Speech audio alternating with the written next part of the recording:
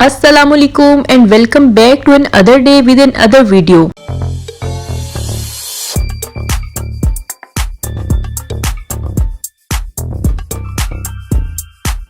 कैसे हैं आप सब लोग। उम्मीद करती हूँ सब लोग बहुत ही अच्छे और खैर आफियत से अपने घरों में होंगे, और अगर खुश नहीं भी हैं तो कोई बात नहीं, कभी कभी ज़िंदगी में खुशी और कभी कभी गम आते रहते हैं। इसलिए जो है ना, ये ज़िंदगी का हिस्सा है और इसको इसी तरह फेस करना सीखना चाहिए इंसान को। और हर वक्त ये जो गम है वो भी हमेशा नहीं रहेंगे और खुशी है वो भी हमेशा नहीं रहती। अगर ये दोनों चीज़ें चेंज ना हो तो हमें जो है ना अपने अल्लाह की याद कैसे आए, सबसे बड़ी बात ये है। खैर अल्लाह करे कि आप सब लोग खैर आफियत से हों और घरों में खुश हो आबाद रहें। मैं भी बिल्कुल ठीक हूँ। और आज जो ये स्क्रीन पे आपको मैं सीन्स दिखा रही हूँ, इसके पीछे एक बहुत लंबी सी दास्तान है। मतलब लंबी नहीं, इतनी लंबी भी नहीं है कि आप लोग बोर हो जाओ, लेकिन इसको दिखाने का और बताने का मकसद भी यही है। कुछ चीज़ें जो होती है ना वो हमारे कंट्रोल में नहीं होती हैं, इसलिए मैंने शुरुआत जो है वो खुशी और गम से की इस व्लॉग की। खैर जी, उससे पहले जो है मैं आपको अब ये कपड़े वपड़े इसलिए दिखा रही थी क्योंकि मैं नहाने के लिए जाने लगी थी और मैंने अपनी आज कबर्ड निकाल के देखी, उसमें काफ़ी ज़्यादा इतने कपड़े ऐसे थे जो मैं यहाँ आके पहने नहीं एक दफ़ा भी, और मुझे समझ नहीं आती कि ये पहन के मैं बाहर कैसे जाऊँ। क्योंकि एक बहुत अजीब से आप लगते हो कि जब एक देश ऐसा हो ना जहाँ सब एक जैसे कपड़े हो, मतलब यहाँ पर लोग इस तरह के ज्यादा कपड़े नहीं पहनते हैं। पाकिस्तान में तो चलो पहनो सब एक जैसे लगते हैं, तो बंदा बहुत डिफरेंट सा लगता है। मतलब बस के अंदर अब मैंने ऐसा सूट पहना होगा ना तो बाकी किसी भी एक बंदे ने भी, किसी लड़की ने, बंदे ने नहीं मतलब किसी लड़की ने भी ऐसा ड्रेस नहीं पहना हुआ होगा। सब लोग अपने कैजुअल स्टाइल के अंदर उन कपड़ों के अंदर, तो मैं थोड़ी सी डिफरेंट लगती हूँ और फिर हर बंदे का ध्यान मेरे पे जाता है। तो इसलिए जो मैंने यहाँ से ना दुबई से इस तरह के कपड़े खरीदे जो यहाँ के माहौल के मुताबिक सही हो। मैं अपने कपड़ों को बुरा नहीं कह रही कि जो मैं लाई हूँ तो वो बुरे नहीं है। मैं लोगों को इसलिए भी बता रही हूँ, आप लोगों को भी, कि आप जहाँ रहते हैं ना उसके मुताबिक अगर आप पहनावा पहने तो फिर आप लोगों से डिफरेंट नहीं लगते हो। जैसे कि पाकिस्तान में हम रहते थे, मैं अपने साहिवाल की बात करूँ तो यूनिवर्सिटी में कोई भी लड़की डिफरेंट से कपड़े पहन के आती थी, वेस्टर्न स्टाइल के या कुछ और स्टाइल के, तो वो सबसे डिफरेंट लगती थी और हर बंदे की जो है ना नजर उसी पे होती थी। तो इसीलिए सिर्फ इस बात को बताने का मकसद भी यहाँ यही था कि आप जहाँ इलाके, जिस इलाके में रहते हो ना उसके मुताबिक पहनो। ये भी नहीं कह रही कि आप बिल्कुल जो है ना वो आप आउट ऑफ कंट्रोल हो जाओ, और अपनी लिमिट्स में रह के जितना आपके अपने मजहब के अंदर और हमारी इकदार के मुताबिक है उसके मुताबिक आपको वेयर करना चाहिए। और दुबई का जो माहौल है ना, यहाँ पर अगर हम बसेस में ट्रेवल करते हैं ना तो इस तरह के कपड़े कोई भी पहन के मतलब इधर उधर नहीं जा रहा। तो अक्सर होता है लेकिन बहुत ज्यादा नहीं है, क्योंकि यहाँ पर माहौल जो है ना बहुत ज्यादा, हर बंदा ऑफिस के लिए जा रहा होता है या कहीं ना कहीं इसी तरह काम के लिए जा रहा होता है, तो उन्होंने उसके मुताबिक ही ज्यादातर वेयर किए होते हैं कपड़े।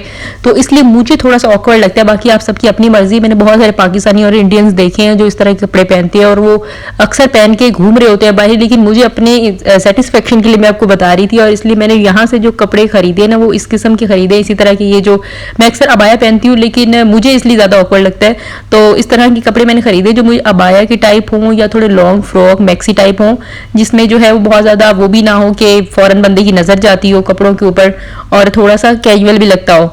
तो इसलिए ये सब दिखाने का मकसद था। खैर मेरी वीडियो का जो मुद्दा वो ये नहीं था सारा कुछ, और जो मेरा मकसद था दिखाने का वीडियो का वो ये था कि मैंने आज बड़े दिनों के बाद दिल किया मेरा खाने को कोई फास्ट फूड, मतलब कि कोई बर्गर वगैरह। तो हम यहाँ पर अल बैक की ब्रांच खुली हुई थी बड़े अरसा दराज से। दुबई मॉल के अंदर तो ऑलरेडी है उसकी ब्रांच, और हमने एक दो दफा वहां से खाना खाया है क्योंकि वो बहुत जो है ना फेमस है सऊदी अरब के अंदर अल बैक की। तो जो भी जाता है ना बंदा वो लाजमी वहाँ खाता है। वही खाना जैसे किसी भी मुल्क का या इलाके का बहुत ज्यादा मशहूर होता है, तो उसकी वो रेस्टोरेंट बहुत ज्यादा मशहूर था। तो मैंने अभी पहली दफा आज जो अपना तलबात खोल के देखा, यहाँ पे जैसे हमारे पाकिस्तान के अंदर फूड पांडा होता है तो यहाँ पर भी वो इसी तरह की एक एप्लीकेशन बना हुआ है कि आप खाना वाना मंगवा सकते हो। तो मुझे बड़ा क्रेविंग हुई कि मैं खाऊं बर्गर कोई ऐसा ढंग का, तो मैंने खोला तो उस पर अलबैक का आ रहा था। मुझे, मैं एक्सपेक्ट नहीं करी थी क्योंकि हमने अक्सर खोल के देखा था और उस पर वो कभी शो नहीं हुआ था अलबैक वाले कि वो डिलीवरी भी करते हैं, तो हमें लगता था सिर्फ वहां जाके खाना पड़ेगा। फिर मैंने वहां ऑर्डर कर दिया, आपके सामने मैंने ऑर्डर किया। पहले तो इतने उन्होंने नखरे किए एप्लीकेशन ने, ऑर्डर उसने एक्सेप्ट ही नहीं किया, बार बार ट्राई अगेन आया जा रहा। तकरीबन मैं 1 घंटा उनको करती रही,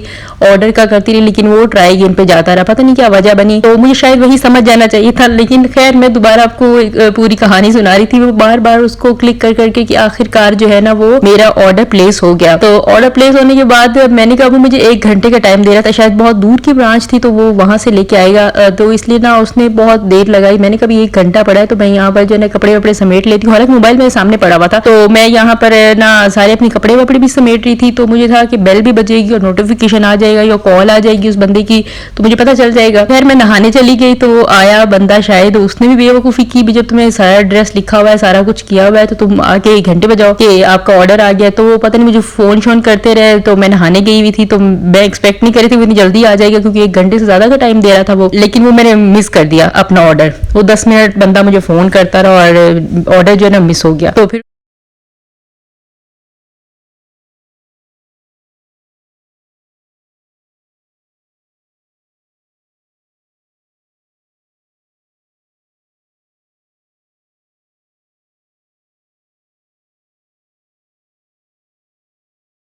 अब जो दोबारा है वो बंदा आधे रास्ते पे आया शायद, और उसने मुझे मैसेज किया फिर, मैडम मेरी बाइक जो है ना वो खराब हो गई है और टूट गई है, तो सॉरी आप जो है ऑर्डर कैंसिल कर दें। तो मुझे बड़ा ही गुस्सा आया, मैं कि 2 घंटे से ज्यादा का टाइम हो गया मुझे इसके इंतजार करते हुए कि ऑर्डर जो है ना वो नहीं आया। और बड़े उसने बातें बातें की कि नहीं माँ मैं नहीं आ सकता, मेरी बाइक टूट गई, ये वो सब कुछ किया। तो खैर उनको मैंने फोन वोन किया कि कैंसिल कर दो ऑर्डर, मुझे नहीं चाहिए इतनी देर से। मैंने किसी और जगह ऑर्डर कर दिया जो हमारी करीबी था, सिलिकॉन में। अब उसके बाद थोड़ी देर बाद उनका बैक वालों का फोन आया कि मैडम हम किसी और राइडर को भेज देते, और वो मैं कहा नहीं भी अब रहने दो, क्या दोबारा मैं करवाऊंगी, 2 घंटे और इंतजार करूँ। मैंने किसी और को ऑर्डर कर दिया। सारी बात करने का मकसद है कि इतना मतलब कि आपके पास अगर पैसे भी हैं और आपके पास वक्त भी है और ताकत भी हो, तो तब भी आप वो चीज बाय नहीं कर सकते हो अपने लिए जो आप चाह रहे होते हो, जब तक अल्लाह की मर्जी नहीं होती है। तो जो हमारे पास ताकत होती है और जो भी हमारे जिस ओहदे पे हम इस टाइम मौजूद है ना, वो जरूरी नहीं कि वो आपकी मेहनत और आपकी जो है ना वो आपकी ही वजह से वो आपको मिला हुआ है, वो अल्लाह की मर्जी है तो आप तक पहुंचा हुआ है। वरना आप जितनी मर्जी दुनिया में कोशिशें कर लो या जो मर्जी कर लो ना, आप उस चीज़ को हासिल नहीं कर सकते हो। अब ये बर्गर मेरी किस्मत में लिखा हुआ था, ये निवाला मेरे हिस्से का लिखा हुआ था, वो जहाँ भी पड़ा था मुझे 3 घंटे की मुशक्कत के बाद भी यही मिलना था। तो ये मेरी अल्लाह की मेहरबानी थी जो उसने मुझे ये रिस्क पहुंचाया।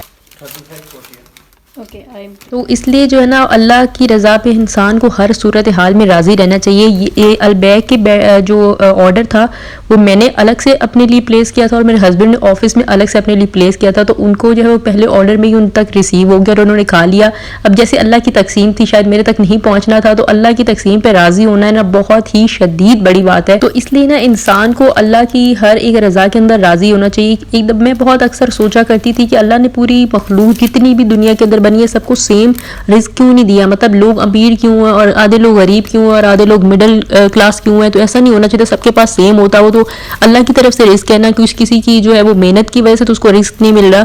तो फिर मैं एक दफ़ा कुरान पाक की एक आयत सुन रही थी, तो उसमें लिखा हुआ था कि अगर हम सारी मखलूक को एक जैसा रिस्क दे देते तो दुनिया के अंदर हशर बर्पा कर देते। तो इसलिए हमें मालूम है कि हमें किसको कितना रिस्क देना है और किसके मुताबिक देना है। तो ये बात नहीं है कि अल्लाह हमें देता नहीं है, ये अल्लाह का बहुत बड़ा एहसान है। और कभी कोई भूखा जो है वो नहीं सोता। तो इसलिए जो है ना हमें इन बातों को नहीं सोचना चाहिए। कुरान पाक पढ़ोगे तो हर एक बात का जवाब इंसान को मिल जाता है कि किस तरह अल्लाह की तकसीम है और किस लिए वो किसको किस तरह देता है। किसी को दे के आजमा लेता है और किसी को नहीं देता बिल्कुल, उसके पीछे भी उसकी मसलियत होती है, हम लोग नहीं समझ रहे होते उस वक्त। वो जब हमें पैदा कर सकता है और हमारे जिस्म पूरे आज़ा के साथ हमें इस दुनिया में रख सकता है, तो कैसे मुमकिन है कि वो हमें भूखा सुलाएगा या वो कैसे मुमकिन है कि वो हमें तकलीफ में हर वक्त रखेगा। ऐसा मुमकिन नहीं है। लाजमी उसकी मसलियत हर चीज़ के पीछे पोशीदा होती है। तो ये जो सोशल मीडिया का दौर है, हम अक्सर व्लॉग्स देखते हैं, लोगों को देखते हैं, इन्फ्लुएंसर्स को देखते हैं, तो ज़रूरी नहीं है कि जैसी ज़िंदगियाँ उनकी है हर एक इंसान की वैसी ज़िंदगी हो और हमें हर वक्त वैसा ही रहना है। ये सोशल मीडिया ने बहुत ज़्यादा दिमाग जो है ना वो ख़राब कर दिए हैं अक्सर लोगों के। बजाते खुद बंदा खुद डिप्रेशन में चला जाता है। पूरा दिन अब रील्स देखते रहो ना तो बहुत ज़्यादा महसूस होने लग जाता है कि इतना ज़िंदगी उनकी आसान है, वो किस तरह आसानी से बना रहे हैं सब कुछ। हर बंदा बहुत मेहनत कर रहा होता है हर चीज़ के पीछे, वो 1 मिनट का फल नहीं होता जो उनके पास होता है। तो खैर आप लोग जो हैं खुश रहा करें, आबाद रहा करें। इस पूरी वीडियो का मकसद भी यही था। और इस बर्गर के साथ आई हुई स्प्राइट जो है वो बिल्कुल मैंने नहीं पी। फिर बाद में मत कहिएगा कि पहले बाइकआउट करते हो और फिर बाद में चीज़ें यूज़ करते हो। खैर आज का व्लॉग आपको पसंद आए तो इसको लाजमी लाइक और शेयर कीजिएगा।